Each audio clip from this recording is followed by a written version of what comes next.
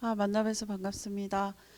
어, 오늘 굉장히 이몽순 그 작가님과 제가 이틀 사이에 굉장히 거의 그죠? 굉장히 긴 시간을 같이 하고 있는데 혹시 오늘 학술 행사에 참석하신 분 있나요? 손을 좀. 예, 그러면 어, 여기를 3부로 생각을 하고 저희가 얘기를 하겠습니다. 근데 미리 양해 말씀을 구하고 싶은 것은 그 미술관에서 큐레이터랑 작가 톡 할 때랑 제가 이문순 감독님이 영화 국제 그 부산 국제영화제 예그 뭐 상영할 때 환생을 상영할 때나 이럴 때 그리고 여행 이런 영화를 극장에서 상영할 때 보니까 톡하는 방식이 영화계가 좀 많이 다르더라고요. 그래서 오늘은 그걸 좀 저희가 차용을 해서 영화 스타일로 좀 톡을 해보자. 이렇게 해서 얘기를 좀 나눴습니다. 그래서 어, 제가 질문을 하고 저 원래는 주고받고 이런 대화를 하면서 마지막에 관람객들한테 마이크를 드리는데요.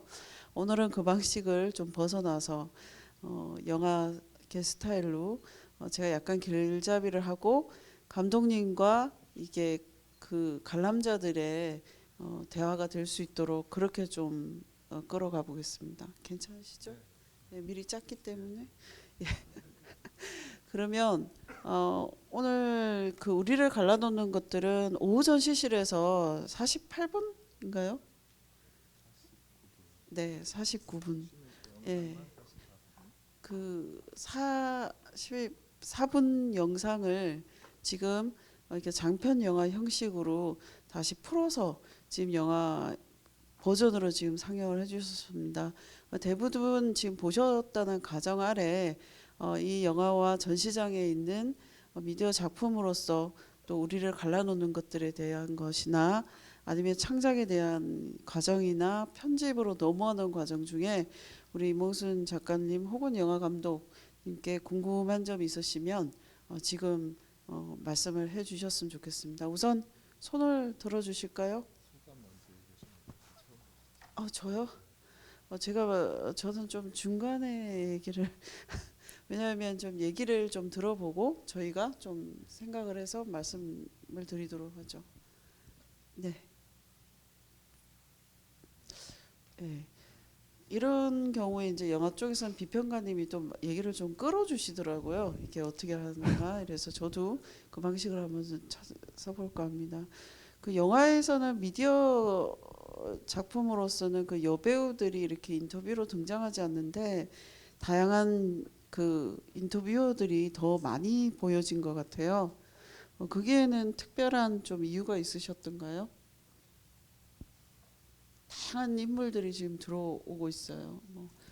어, 일단 배우분들이 일반 전문 배우들이 아니시기 때문에 약간 조금씩 작품을 만들 때마다 다르거든요. 그 인물의 뭐 역할이라든가 이게 다른데 요번엔 조금 또 달랐던 것 같아요. 예. 처음에는 저 3 채널에서는 어쨌든 이 배우라고 할 수 있죠. 배우분들의 어떤 역할이라든가 누군지 잘 모르잖아요. 그때 어쨌든 제가 그냥 전문 배우들을 안 쓰는 이유는 이 이야기들 이분들의 이야기 당사자의 이야기이기도 하고 또는 이제 가족들의 이야기이기도 하기 때문에 그분들이 직접 자신의 이야기 또는 자신의 가족의 이야기를 하는 게 더 이야기를 더 잘 전달할 수 있을 것 같아서 이렇게 이제 전문 배우보다는 기존의 중에 이제 뭐 아마추어 배우들이 등장을 하게 된 맞습니다. 답이 안 됐나 봐요. 아니요, 또 아마추어란 말에 또 깊은 상념에 잠겨서. 네, 그래서 그 참 독특한 면이죠. 그렇게 아마추어라고 하나요? 근데 저는 그 앞에 학술 행사 때도 그 얘기가 나왔었는데 마치 그게 그냥 일상의 생활이나 우리 그 일상에서 건져 올려오는 또 오리지널리티 같은 느낌이 든단 말이죠. 그래서 항상 제가 지금 그걸로 고민은 하고 있어요.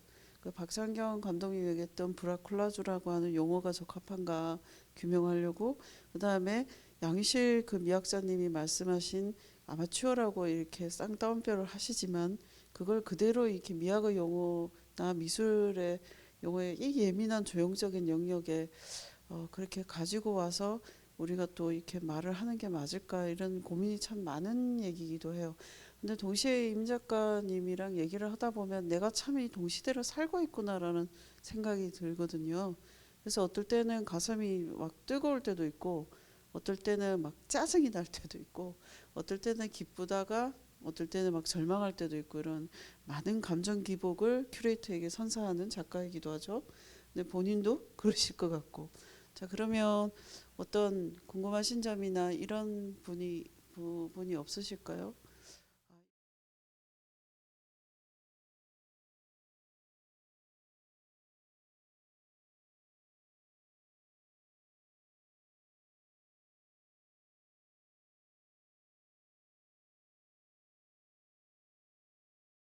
입니다. 20대이신가요? 네, 24살입니다. 네, 일단 그 해외 쪽에서도 이제 약간 전체적으로 이렇게 봤을 때 아시아에서도 좀 한국 미술이나 영화가 약간 이제 정치적인 사회적인 메시지를 담은 작품이 많다고 생각을 하고 있고 실제도 그렇거든요.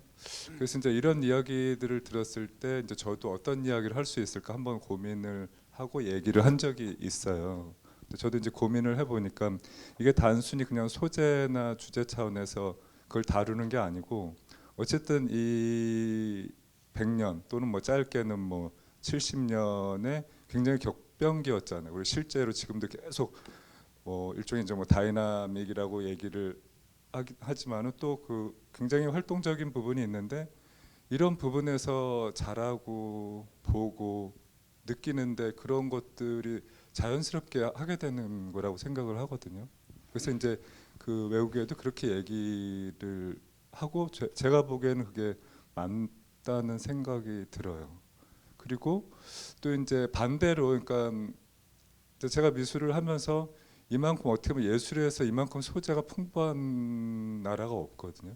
그러니까 예를 들어서 지금 얘기하시는 건 뭐 일종의 이제 뭐 선진국이라고 얘기했을 때 얘기를 하는데 선진국 일종의 이제 우리가 알고 있는 그런 유럽이나 미국의 어떤 잘 사는 나라에 봤을 때 소재가 없어요. 얘기거리가 별로 없어요. 그래서 더 해외에 가서 그런 것들을 소재 차원보다 더 필요한 이야기이기 때문에 그런 것들은 이제 밖에 나서 계속 얘기하는 해외 작가들이 많거든요.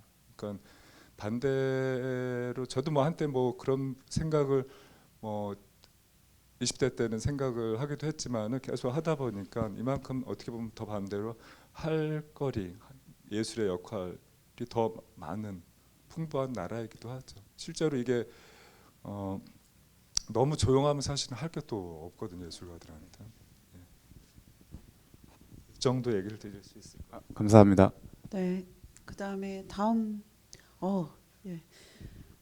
천문을 열어주셨군요. 그 뒤편에 굉장히 많은 사람들이 손을 드셨습니다. 예. 아,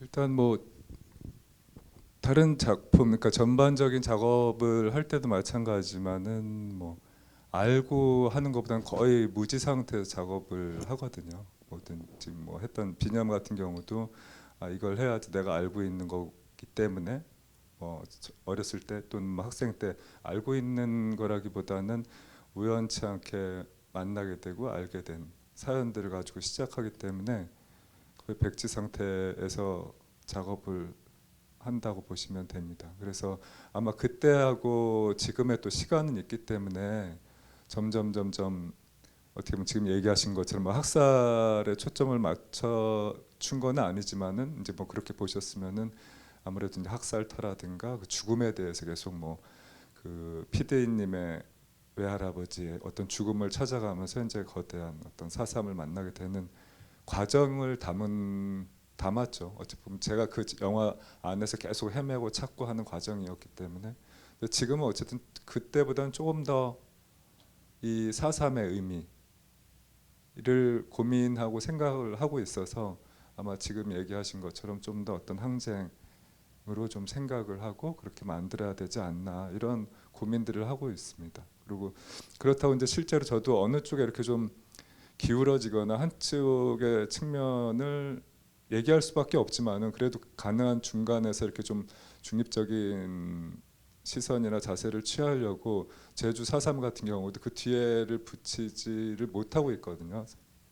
뭐 여러 가지 뭐 사태부터 뭐 사건, 뭐 항쟁, 뭐 이런 걸 계속 뭐 얘기되고 있지만은 뭐 그 어쨌든 저도 그걸 붙이지 못하고 있고 또 실제 이제 제주 4.3 평화공원에 가면 그 이제 백비가 있어요. 누워져 있는 백비가. 그래서 일종의 이제 4.3의 어떤 정명을 붙여야 되지 않나. 지금 이름이 없으니까 그런 부분이 사실 이제 분단의 원인이 있을 것 같아요. 만약에 이게 통일이 되고 하나였다면 아마 정맥 붙었겠죠. 어떤 식으로든지.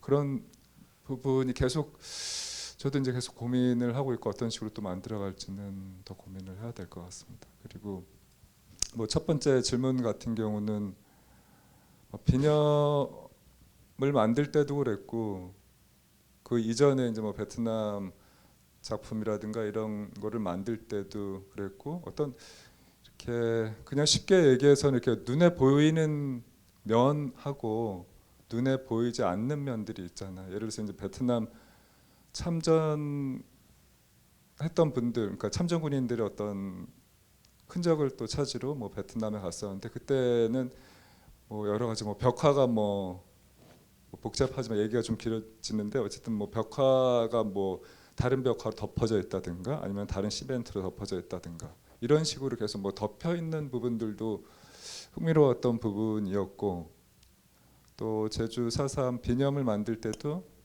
그 할머니들의 이야기를 들으면서 할머니 할아버지들의 이야기를 들으면서 이거를 사람들한테 이야기한다고 전달이 될까 이런 고민들을 많이 했고 또 반대로는 약간 좀 건방지게 이거를 사람들한테 이분들의 얼굴을 보여주지 말자 보여주고 싶지 않아 이런 생각도 했었거든요. 어차피 보여줘봐야 뭐 그 1시간 안에 4.3을 이해할 수 있는 것도 아니고 그 사람을 이해할 수 있는 것도 아니고 극장에서 나가면 끝난다고 생각을 했어요. 그래서 아예 보여주지 말고 사람들한테 좀 더 어떤 궁금증이라든가 불편함을 줘서 그 할머니 또는 4.3에 대해서 좀 생각하게 했으면 좋겠다. 이런 고민들을 하면서 어떤 우리가 눈에 존재하지만 보이지 않는 지점들을 좀 보여주게 한 방식으로 좀 시작을 했습니다. 근데 이제 거기에다가 이제 제주도 같은 경우는 이제 풍습이라든가 이런 무속적인 측면이 있어서 지금 이제 얼굴을 가리고 나오는 거는 이제 굿의 일부거든요.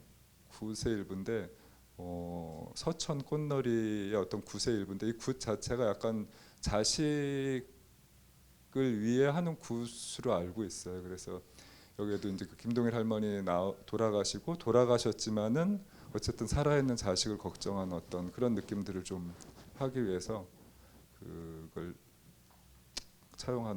차용했습니다.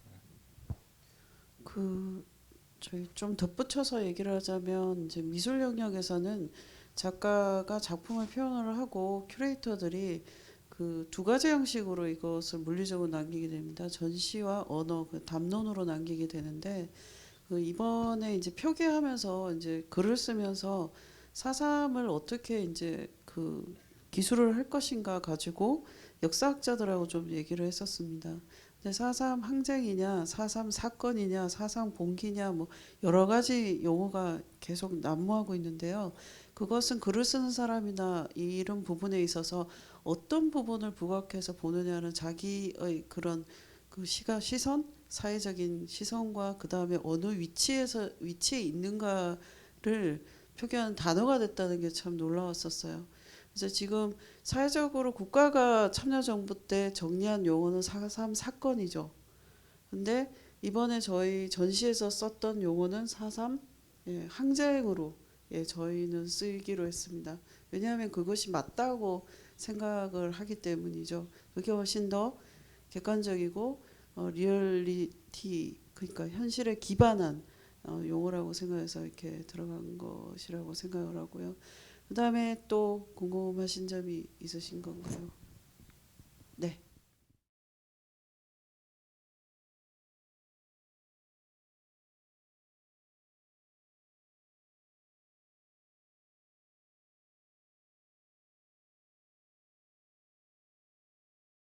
이 작품을 만들기 전에 2016년도에 여행이라는 작품을 만들었습니다.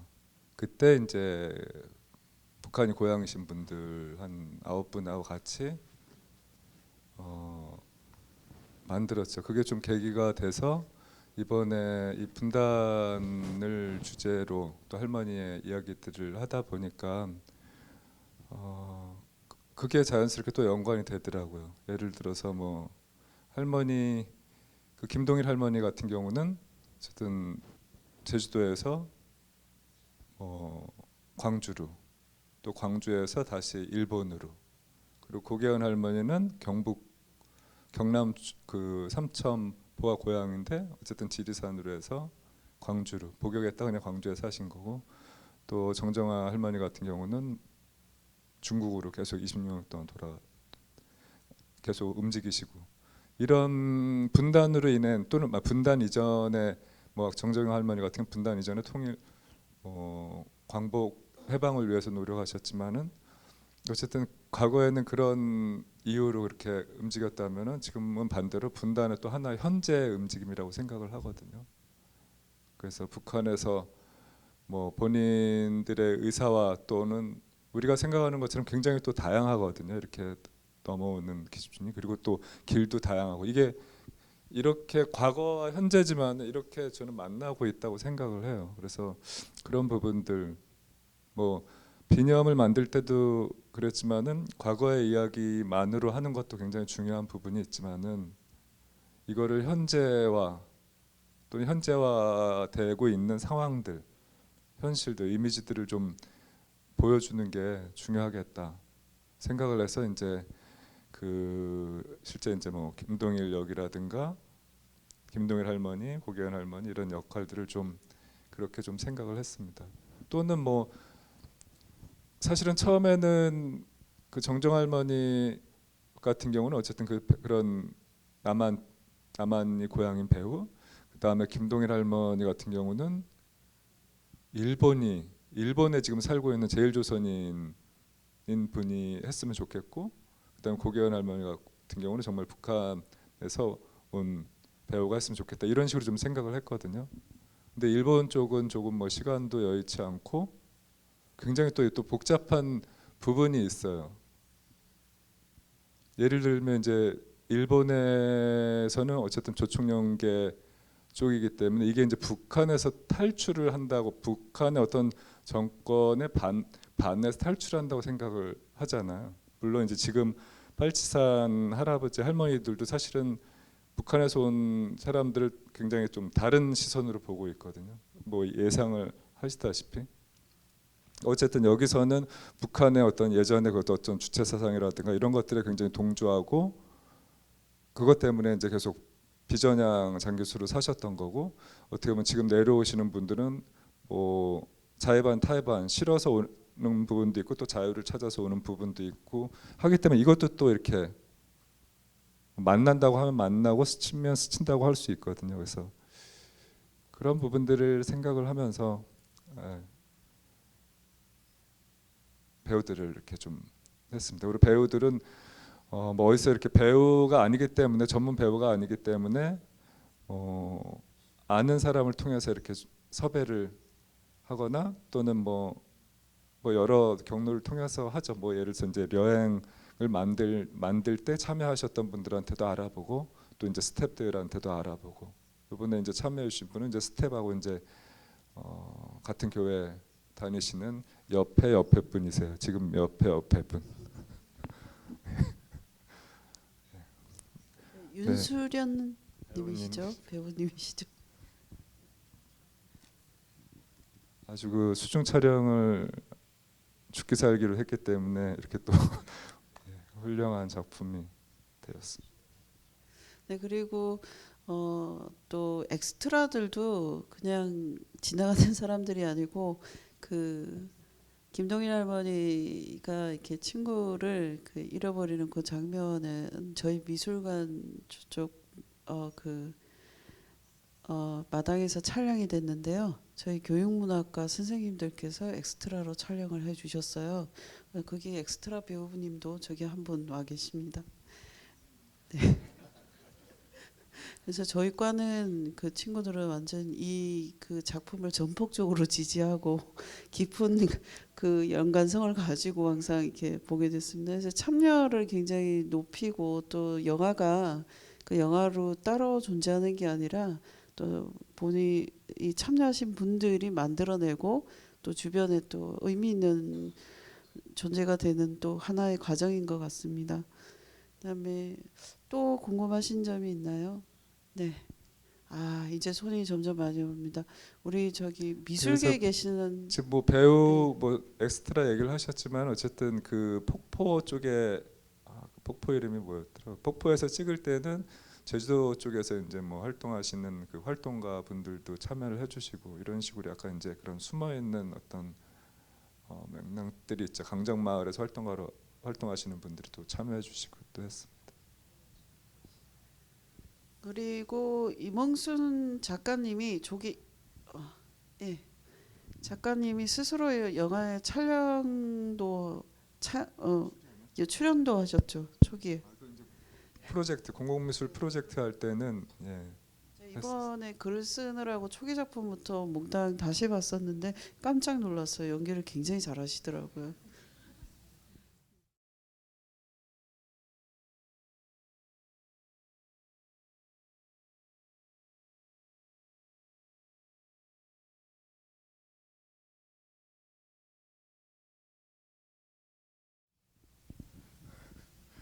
사실 저도 그 궁금해서 이제 이런 작품을 만들게 된 겁니다. 그래서 아까 초반에 이제 심포지움 때 짧게 얘기를 드리긴 했지만은 뭐 여러 작품들을 해오면서 그 안에 이제 약간 분단이라는 게 있었고 이런 머릿속으로 생각을 한 거하고 재작년에 이제 광화문 광장에서 뭐 태극기 시위라든가 촛불 시위들을 보면서 현재 이제 그거는 이제 현재 눈으로 보이는 풍경들이고 제가 그 작품들을 했던 건 이제 머릿속에서만 있던 건데 이게 매치가 되면서 그 제목을 떠올렸거든요. 저도 이제 지금 얘기하신 것처럼 여기에서 우리는 뭐고 우리를 갈라놓는 것들은 또 뭘까 이런 것부터 좀 시작을 했습니다. 그리고 이 작품의 일종의 목적은 이제 보시는 분들이 그런 부분들을 좀 고민하고 좀 찾아가는 시작점이었으면 좋겠다라고 생각을 하고 있어서 제가 뭔가 답변을 드려봐야 좀 뭐 뻔할 것 같기도 하고 답이 있다고 생각하지 않습니다. 예. 제가 해석해 드리겠습니다. 사실은 우리를 갈라놓는 것들이라고 가제로 이렇게 저 얘기할 때 초기에 줬을 때 매우 곤란했어요. 스튜디오에서 얘기를 듣고. 왜냐하면 큐레이터들한테는 징크스가 있는데 제목 지은 대로 따라갑니다. 그래서 우리를 갈라놓는 것들 하면 갈린다. 뭔가 다 갈라질 것 같다라고 하면서 다시 한번 고민해보자라고 했었어요. 그래서 큐레이터는 교육문학과에 있고 전시일과에 서브 큐레이터 있고 뭐 이렇게 작가님은 또 그 구이동에 계속 다른 프로젝트 때문에 바쁘시고 하여튼 굉장히 이 바쁘고 갈라진 상태에서 이 전시가 그래도 파이팅이 넘친 그 파이팅 속에서 진행이 됐는데요. 그래서 제가 그 제목 제고해 주면 안 될까 이랬더니 그러면 우리의 소원은 통일할래?라고 저한테 물어봤어요. 그래서 참 그래서 제가 땀 흘리면서 우리를 갈라놓는 것들로 해야겠다라고 이렇게 얘기를 했었는데 임원순 작가님은 이제 작업이나 아니면 실질적으로 지금 우리 브루쇼에도 나오는데 제주도 도깨비, 샤먼, 제의를 이렇게 관장하는 사람, 그다음 염을 통해서 죽은 자들의 그 아픔을 기워주고 또 한편으로는 유령처럼 그들의 얘기를 듣고 또 이렇게 저희한테 또 불러오기도 하죠. 그래서 대표적인 이미지가 사천왕상인데 그 이번에 이 작품 전시하면서 또 놀랐습니다.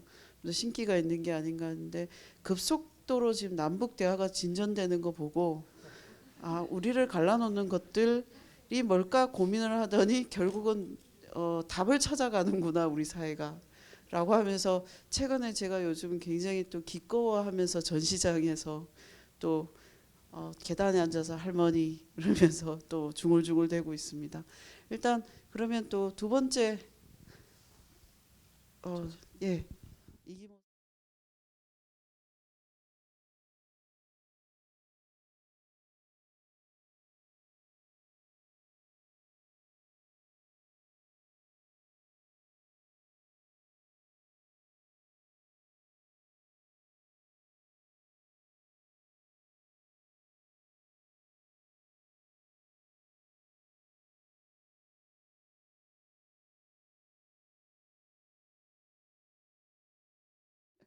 근데 이제 뭐 그런 생각을 이렇게 뭐 아티스트, 액티비스트 이런 생각을 하고 만들지는 않습니다.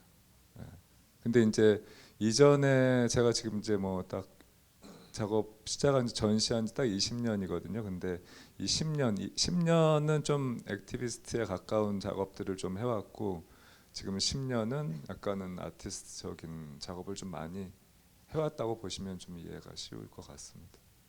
그리고 이제 뭐 3채널하고 이렇게 1채널 하고 다른 거는 이제 이런 식으로 만들어야지 하면서 처음부터 이렇게 결정을 해놓는 건 아닙니다. 근데 당연히 어떤 미술관에서 보여지는 거하고 극장에서 보여지는 거 다를 수밖에 없거든요. 그래서 극장에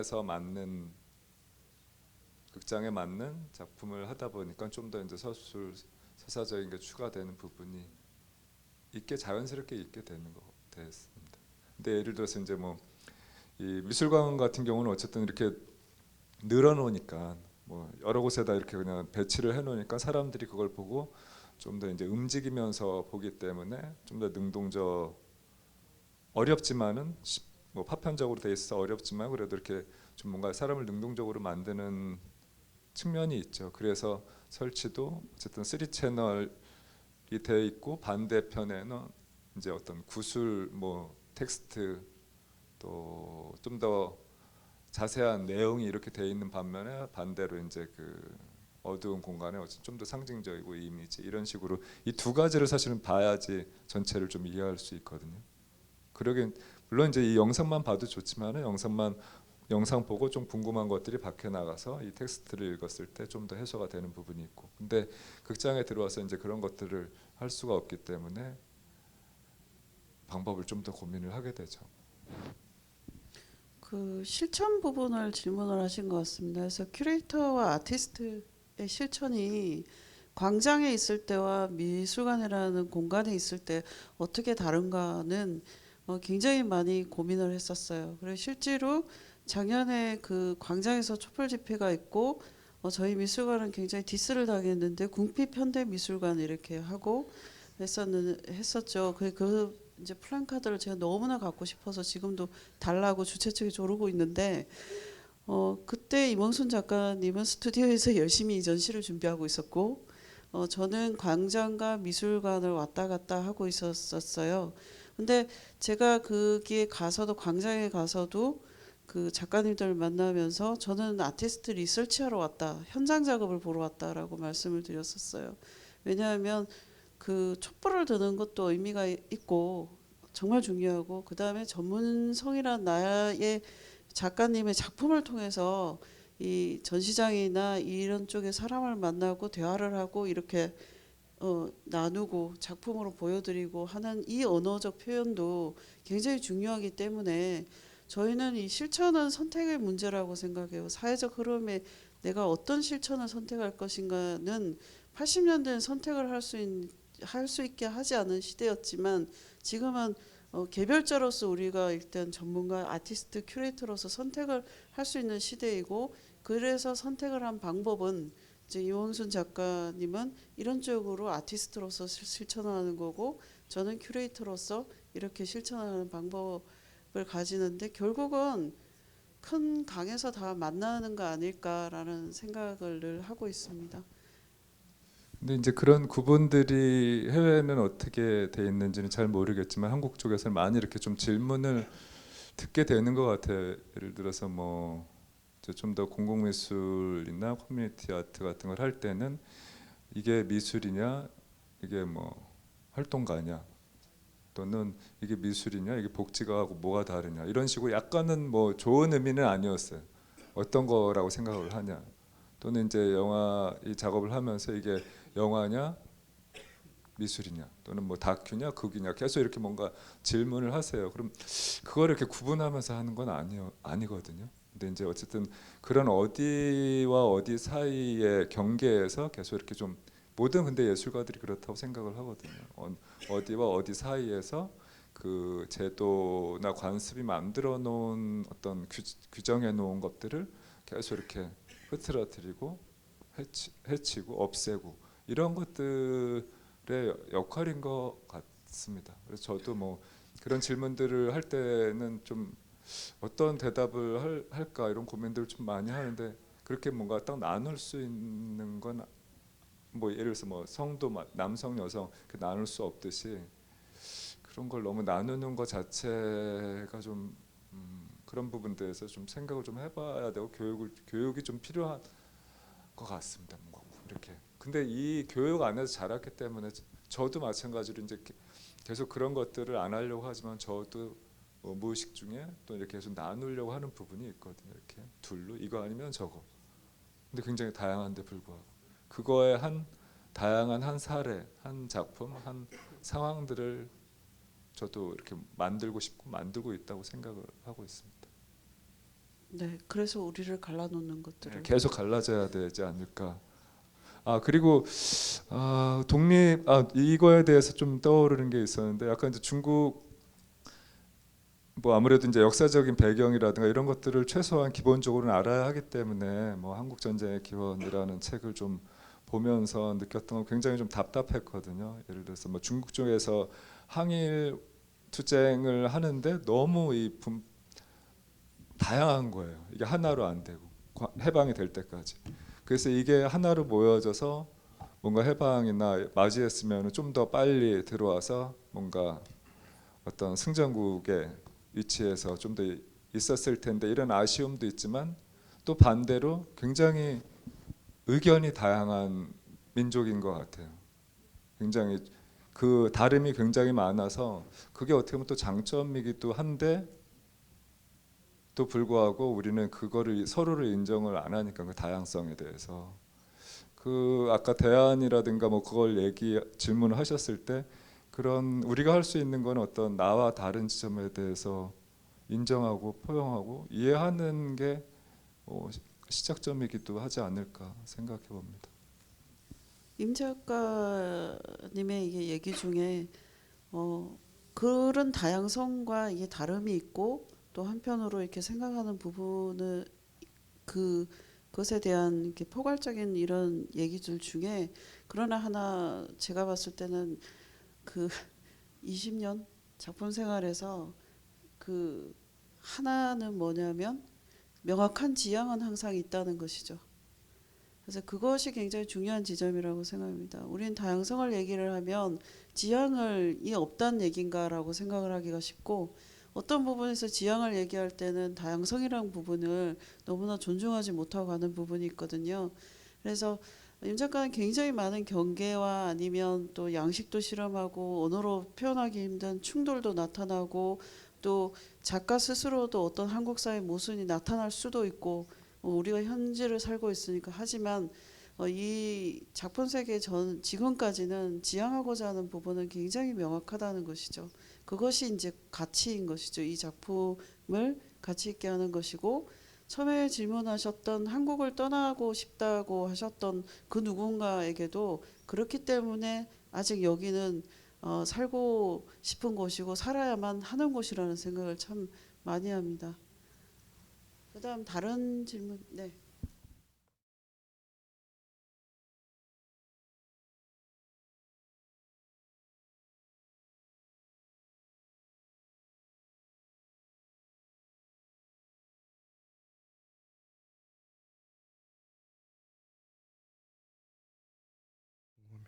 그게 제가 느낀 건데, 그게 이제 약간 남성하고 여성하고 다른 지점인 것 같아요. 그게 이제 그런 이야기들을 한 분은 또 해주셨거든요. 그렇다고 이제 여성은 뭐 부드럽고 남성 강직하고 이런 건 아니지만은 그런 분노가 필요하지만은 그렇게 분노를 표출한다고 문제가 해결되는 거는 아니라고 생각을 해요. 제가 특히 이제 그런 할머니들에게 감동을 받는 거는 뭐 예를 들어서 사드 투쟁 현장에서 정말 똥물을 던지면서 투쟁하는 할머니들이 있는 반면에 또 제주도 강정마을에서 그 아드님이 정말 이 분노에 막 휩싸여 가지고 막 하는 상황에서 울부짖는데 어머님이 할머님이 와가지고 이렇게 토닥거리면서 해주시는 분이 굉장히 좀 여러모로 생각을 하게 만들었거든요. 그래서 이 할머니들의 이야기가 더 중요한 부분이 있겠구나. 할머니들의 이야기, 할머니들의 시선, 할머니들의 살아오신 삶이라든가 이게 또 한 축으로 이 세상을 만든다고 생각을 했어요. 그래서 좀 더 이제 할머니들의 좀 얘기를 좀 하고 싶었죠. 임원순 작가의 그 영화에 나오는 억울한 죽음을 슬퍼하지 말라는 부분에 대한 그 지금 그 질문자님의 그 분노는 굉장히 저를 기쁘게 하는데요. 근데 한편으로 이제 작품 속에서 그 임 작가님이 그 영상과 텍스트를 따온 이유는 사실은 임 작가님 스스로가 이 공간을 제의라는 것에 맞춰져 있기 때문에 가능한 것 같아요. 제의가 절대적인 초월자에게 한을 풀지 못한 사람들에게 그 비는 마음으로 갔을 때 형성돼 그 성립되는 것이고, 만약에 그 절대자와 한을 풀어주지 주어야 된다는 이런 게 성립이 조건이 아니라면 그것은 우리의 사회적 의례가 되는 거거든요. 근데 그분이 그렇게 얘기하는 거는 그 해안인 것이지 정말로 원망하지 않는 건 아니라고 생각을 해요. 그 한이고 해안이고 그게 있기 때문에 이몽순 작가는 그 일종의 유령이자 제의를 주관하는 뭐 샤먼이라는 얘기를, 제가 샤먼이라는 얘기를 좀 다른 언어로 풀어보려고 고민을 하고 있어서 그렇지만 우선은 오늘은 이렇게 쓸게요. 입장에서 예술가로서 그걸 예술 작품으로 지금 풀고 있기 때문에 그 텍스트와 영상이 중요하게 작용하는 거고, 어떻게 보면 임 작가가 애도하려고 하는 전 모든 작품과 캐릭터에 심경이 더 심층적인 기저에 깔려 있는 정서이기도 한 것 같다는 생각이 듭니다. 자, 그러면 우리 시간이 지금 또 7시 반이고 우리 코디가 또 저한테 눈치를 주고 있기 때문에 질문을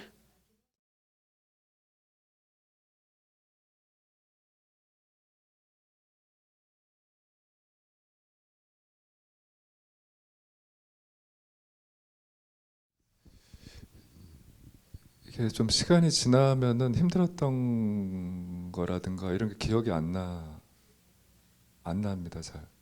그래서 사실은 그래서 또 작업을 하게 되는 것 같아요. 힘든 기억들이 계속 있으면 하지 못할 것 같거든요. 그래서 기억력이 제가 좀 좋지 않아서 더 이런 어떤 기억에 관한 작업을 하는 것 같기도 하고.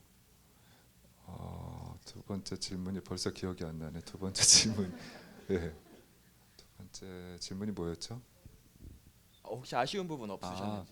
근데 이렇게 그런 부분은 또 굉장히 느려가지고 제가 그러니까 어떤 인터뷰를 하게 되면은 제가 인터뷰가 되든 인터뷰어가 되든 그때는 못했던 이야기들이 바로 생각 안 나거든요. 근데 조금 시간이 지나거나 뭐 좀 뭐 잘 때 이런 얘기 할 걸, 이런 질문을 할 걸, 이런 얘기를 해드릴 걸, 뭐 이런 것들이 계속 아쉬움이 있어요. 그래서 그런 게 2차 인터뷰도 진행이 되고 그다음 편집할 때도 더 부족한 부분을 찍게 되고 이렇게 하거든요. 그래서 지금도 사실은 그렇게 바로 이게 어떻게 보면은 시사의 성격이 굉장히 강한 작품이거든요. 지금 계속 작업을 만들고 있고 촬영을 해야 되는, 여기 그 아드님이 제주도에 오시는 이 할머니를 보내드리는 장면도 지금 촬영을 계획하고 있어가지고 계속 보면서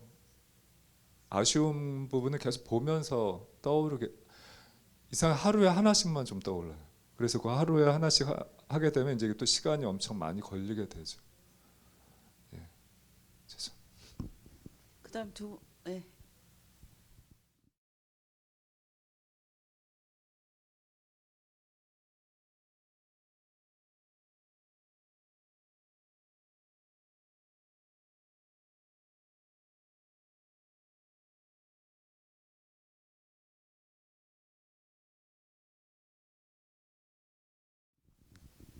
우리가 이런 대화를 참 많이 했었잖아요. 꽤 했는데 처음 들어보는 관점인 것 같아요.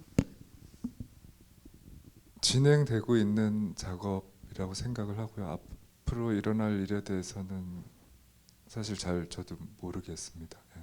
그래서 일종의 이제 또 이거를 보고 어떤 분들이 이런 식으로 이제 얘기를 해주시거나 어떤 지점에 대해서 하면 그 부분에 대해서 저도 좀 더 생각을 하게 되면 아 이런 부분을 놓쳤구나 하면서 그 부분을 또 뭐 재촬영한다거나 그 부분에 대해서 좀 더 얘기를 할 수 있겠죠. 그래서 사실은 이렇게 사람들 앞에 서는 게 불편한데 불구하고 자꾸 이렇게 얘기를 하면서 좀 더 그럼 제가 얘기하면 좀 더 작품에 대해서 이해도 있고 저도 이렇게 얘기를 들으면서 이 작업의 어떤 방향이라든가 이런 것들을 계속 찾아 나가게 되거든요. 그래서 이제 이런 자리를 굉장히 뭐 중요하게 또 생각하고 제2의 어떻게 보면은 뭐 창작자이자 창작자를 도와주는 어떤 역할을 해주시는 거기도 하죠. 지금 질문하신 스님에 대한 그 부분은 키포인트로 해서 약 3명의 비평가들이 각각의 다른 언어로 얘기를 해주셨어요. 이 전시를 오픈하고 제 소일거리가 뭐냐면 그 커피숍에 앉아서 각 분야의 비평가 학자들하고 약속을 잡아서 그들에게 전시를 보게 한 후 감상을 듣는 것이었는데요. 그 중에 그 확장되는 시선으로서 아시아나 미국이나 이렇게 흘러간다는 부분에 대해서 그 세 분이 좀 각각 다른 의견을 주셨는데 먼저 여기 계신 김동희 교수님 같은 경우에는 한생 부분에서 그 가해자 피해자로서의 그 한국의 할머니들 여성과 이런 노동의 문제들이 베트남에 건너가면서 또 가해자로서 우리 한국이라는 어떤 공권력이죠, 권력의 부분에 대해서 얘기를 하시면서 거기에 대한 그렇게 시선이 확장되고 얘기할 수 있는 부분 굉장히 중요한 우리를 반추하는 것이다라고 얘기해 주신 분이 있고 또 서동진 교수님은 오늘 같이 못해 주셨지만 오히려 거기에 대해서 굉장히 비판적이었어요. 우리 그 뭐죠 베니스에서 상 받은 위로공단 제가 많이 피곤한가 봅니다. 내 세포들이 지금 다시 활동을 위로공단에서는 그 노동의 문제가 아시아로 건너가는 부분에 대해서 이게 맥락상 굉장히 이렇게 띄어서 그 부분은 적합치 않는 거 아닌가라는 이런 또 비판적인 시각을 줬었고요. 그 다음에 그 이성민 영화평론가님 같은 경우에는 말씀하신 대로 그 레퍼런스로 언급되는 그들의 인터뷰나 이 장면 이 부분에서 말이라는 언어라는 측면으로 굉장히 섬세하게 봐주셨어요. 그래서 다른 그 인터뷰 장면들은 말이나 텍스트를 통해서 언급이 되고 인지체계 속에 들어오는 반면에 지금 말씀하셨던 그 중국이나 아니면 그 미국이나 이렇게 스쳐가는 장면은 말이 없고 이미지를 통해서 뭔가 확장하려고 하는 이런 부분이 있는 것 같은데 이거 어떻게 봐야 할까요? 하고 저랑 얘기를 하다가 이제 더 생각해 봅시다까지 간 부분입니다. 그래서 이 부분에 대해서 제가 이제 계속 봤을 때는 그럼에도 불구하고 이몽순 작가가 텍스트를 쓰거나 이미지를 쓰거나 확장적인 어떤 국가를 떠돌거나 뭐 이분은 유령이기 때문에 5만 대를 다 갈 수 있는 분이신데 하거나에서 항상 놓치지 않으려고 하는 것은 서사의 내러티브라고 생각해요. 서사 부분. 무엇을 얘기하려고 하고 이 관계를 확장시키거나 가지고 오면서 어떤 부분을 내가 발언하려고 하는가 부분은 이 본질적인 작가가 이 이야기의 짜임새 틀을 짜면서 가지고 가려고 하는 작가의 서술청이라고 하죠. 그 부분은 항상 우리가 못 보고 있을 뿐이지 굉장히 명료하게 고집스러울 정도로 이게 계속 끌고 간다는 생각이 듭니다. 그것이 앞에 첫 번째 질문에 임흥순 작가가 대답했던 지향점, 가치 지향점이거나 미학적 지향점, 그리고 이게 작업을 통해서 표현하고자 하고 대화하고자 하는 지향점과 연결이 되어 있는 것 같아요. 그래서 저도 앞으로 이것들이 어떤 형식으로 계속 이 서술청에 녹아 들어갈지는 궁금하고 좀 같이 지켜봐야 되지 않을까라는 생각이 듭니다. 시간이 좀 돼서 우리 그 큐레이터 선생님은 김은희 큐레이터는 얘기 더 하셔도 돼요라고 하시는데 그래도 밤을 새울 수는 없으니 오늘 마무리하고 이것이 끝이 아니고 임흥순 작가님의 프로젝트에 저희 애칭이 있어요. 별칭이. 저랑 얘기를 참여를 하셨던 분들은 아는데 매일 하나씩 생각을 했으니까 우리 미술관에도 매일 하나씩 뭘 얘기를 하신 거예요. 그래서 저희가 지치조합에서 네 했었는데 이 넵 한 것은 그냥 yes라는 뜻이 아니고 NEP, 네버엔딩 프로젝트라는 뜻이었어요. 그래서 넵 하고 있고 이 전시조차도 4월 8일 날 공식적으로 국립현대미술관 공간에서는 종료가 되지만 4월 29일 날 김동일 할머니를 보내드리기 위해서 제주도에서 그 샤먼 구시죠 퍼포먼스를 하면서 지금 5-1방에는 그 할머니 유품을 태우고 그 무당과 함께 하는 걸로 제의로서 이 전시는 좀 마무리될 예정입니다. 그래서 아마 더 얘기할 수 있는 기회가 또 있을 것 같아요. 감독님이자 작가님이자 유령이신 임흥순 작가님 마지막 클로징 멘트를 지금 뭐 태운다고 했는데 이게 다 태우는 건 아니고요. 그냥 상징적으로 그냥 몇 개 정도 뭐 이렇게 속옷 뭐 가지고 있는 물건 이런 것들을 하는 거기 때문에 너무 걱정하지 마시고요.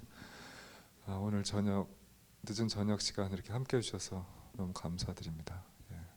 감사합니다. 자, 감사드립니다. 수고하셨습니다.